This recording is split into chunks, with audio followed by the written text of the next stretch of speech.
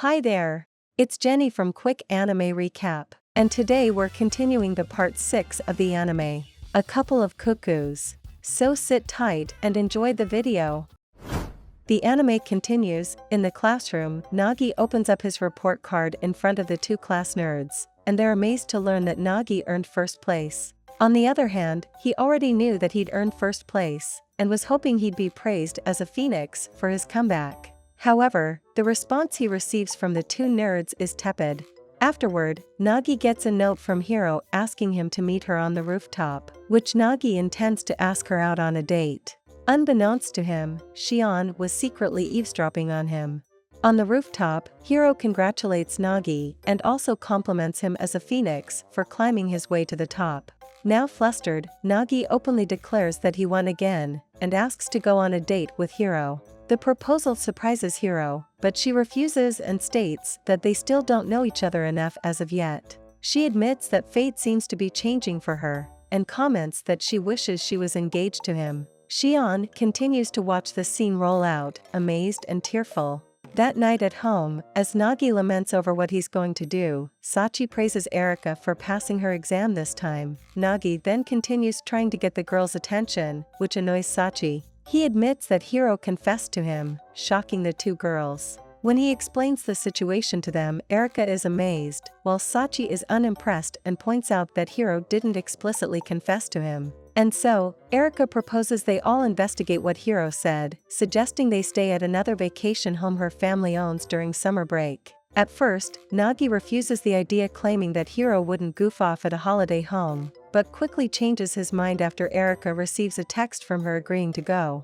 The two then go shopping for the trip, and at the store, Nagi brain starts firing, and he suggests various items for the trip. After finished shopping, the two take the bus ride home, and Erika complains about how cramped it is. While there, she mentions that while Hiro is privy to their engagement, she mustn't learn they're living together, which Nagi also agrees. Back at home, Nagi and Erika surprise Sachi with their beach outfits, but are surprised themselves when Hiro was there helping Sachi study. To make matters worse, Hiro was now privy to Nagi and Erika living together. The revelation makes Nagi believe their summer vacation at the beach will be an absolute mess. Eventually, the group reaches the beach, and there Nagi asks Sachi why did she reveal to Hiro that both Erika and he were living together, which Sachi confesses that she did it so Hiro would agree to help with her studies, because Sachi thinks that Nagi isn't as good of a teacher as Hiro. Soon, Nagi is roped into a volleyball game and is partnered with Erika, and she offers to talk with Hiro, who is acting distant from Nagi.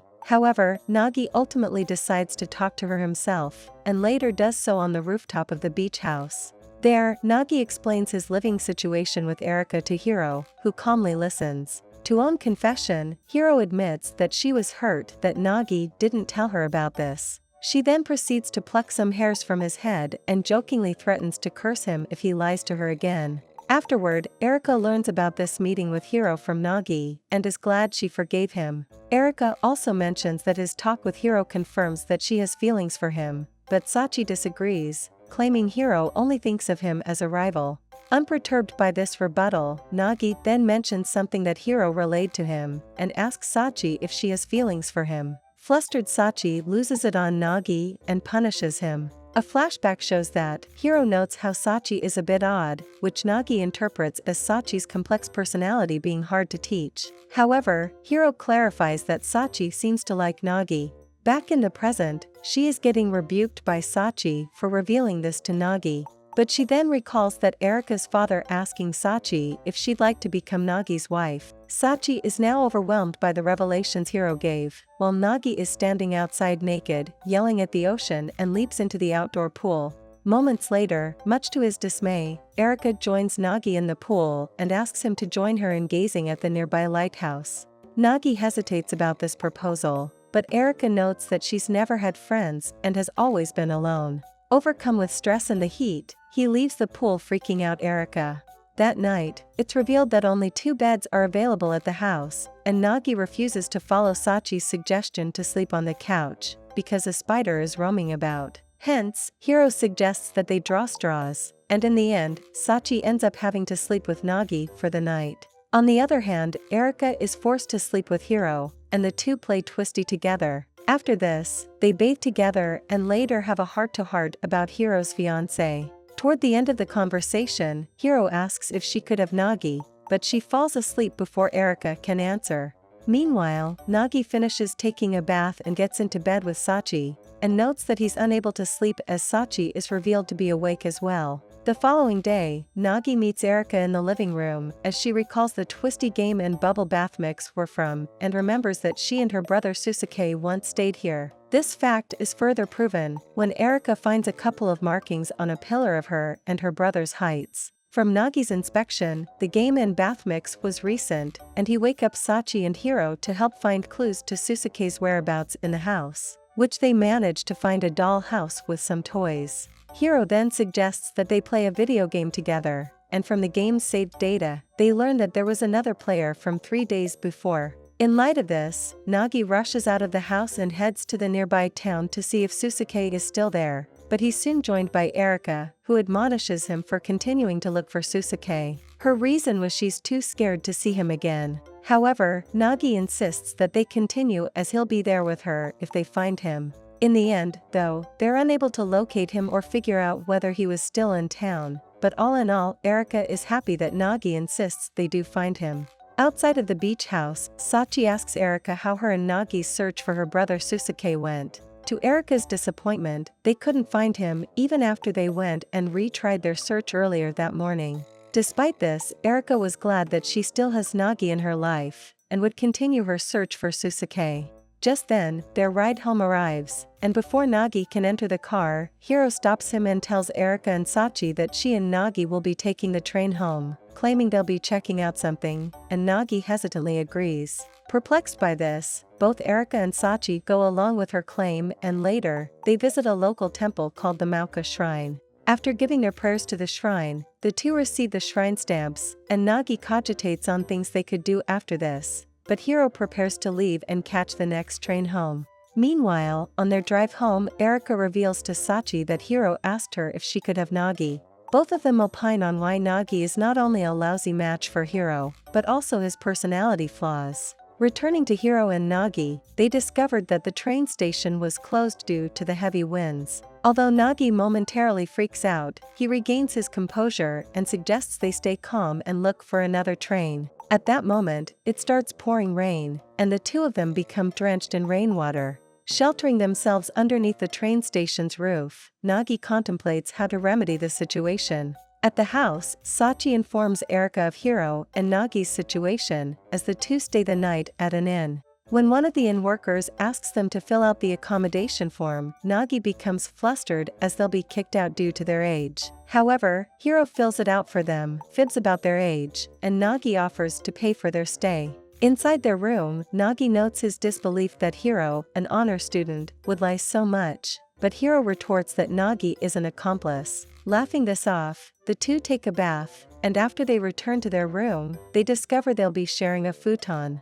Eventually, they play a word game together, escalating into an intimate moment between them. Hiro comments that they've done many bad things today, and asks Nagi if they should continue. Confused by what exactly she meant about bad things, she answers by giving him 10k yen and claims they should have some sake. Nagi then chastises her as an evil villain, and internally notes how painful it was that Hiro toyed with his emotions. Just then, the police arrive outside their room, and after a hypothetical what-if situation that they're arrested, Nagi suggests they escape.